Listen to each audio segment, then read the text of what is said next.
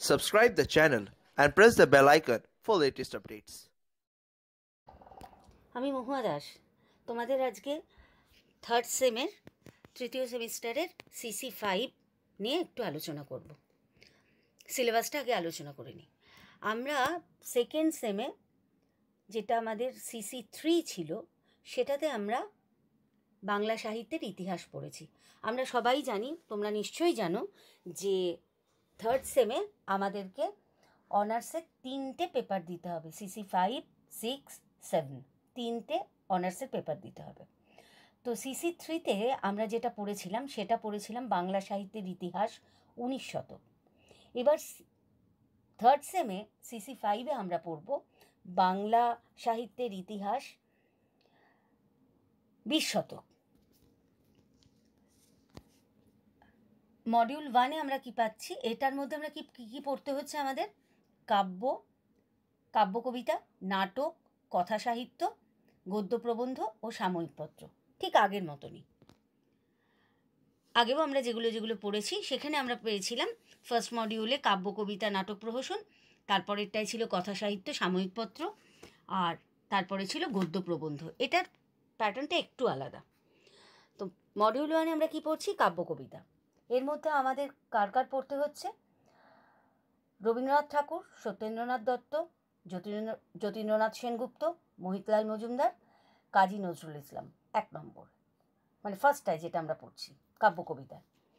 এরপরে পাচ্ছি জীবনানন্দ দাশ, সুধীন্দ্রনাথ দত্ত, বুদ্ধদেব বসু, বিষ্ণু দে, সমর সেন, সুভাষ মুখোপাধ্যায়, সুকান্ত ভট্টাচার্য, বীরেন্দ্র চট্টোপাধ্যায়, সুনীল গঙ্গোপাধ্যায়, শক্তি চট্টোপাধ্যায়, কবিতা সিংহ।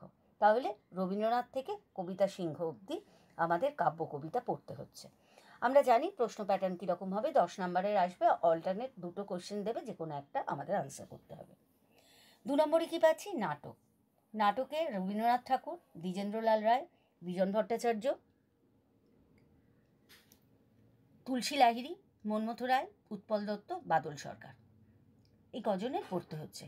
এবার তোমাদের মনে হতেই পারে যে আমরা 19 শতকেও রবীন্দ্রনাথের কাব্য কবিতা পেলাম, নাটক পেলাম, আবার 20 শতকেও পাচ্ছি, কারণ রবীন্দ্রনাথ 2টো যুগকে কভার করেছেন, 1861 থেকে 1941। এটা আমরা সবাই জানি, তার জন্ম মৃত্যুর সময়টা। নেক্সট চলে আসি মডিউল 2-তে, যেটা হচ্ছে আমাদের কথা সাহিত্য। কথা সাহিত্যে আমাদের কি কি পড়তে হচ্ছে? এখানে কথা সাহিত্যের মধ্যে, কথা সাহিত্য বলতে আমরা বুঝি 2টো জিনিস, একটা হচ্ছে উপন্যাস আর একটা হচ্ছে ছোট গল্প। এটা আমরা জানি, কারণ আমরা সেকেন্ড সেমে অলরেডি পরীক্ষা দিয়েছি। এখানে আমরা কি পড়ছি? রবীন্দ্রনাথ ঠাকুর। এখানে কিন্তু কোনো মেনশন করা নেই। দেখবে যদি সিলেবাসটা খুব ভালো করে দেখো, কোনোটার পাশে ঔপন্যাসিক লেখা আছে, কোনোটার পাশে গল্পকার লেখা আছে। যেগুলোর পাশে লেখা নেই সেগুলো কিন্তু আমাদের 2টো দিকই করতে হবে। যেমন রবীন্দ্রনাথ ঠাকুরের পাশে কিন্তু কিছু লেখা নেই, তাহলে উপন্যাস ছোট গল্প আমাদের 2টোই করতে হচ্ছে। তাহলে রবীন্দ্রনাথ থেকে 2টো প্রশ্ন। শরৎচন্দ্র চট্টোপাধ্যায় ঔপন্যাসিক, জগদীশ গুপ্ত গল্পকার, পরশুরাম গল্পকার, প্রেমেন্দ্র মিত্র গল্পকার, মানিক বন্দ্যোপাধ্যায় কিছু লেখা নেই, তাহলে মানিক বন্দ্যোপাধ্যায় থেকে আমাদের 2টো করতে হবে, উপন্যাস এবং গল্প। বিভূতিভূষণ বন্দ্যোপাধ্যায় একই ব্যাপার, তারাশঙ্কর বন্দ্যোপাধ্যায় একই ব্যাপার।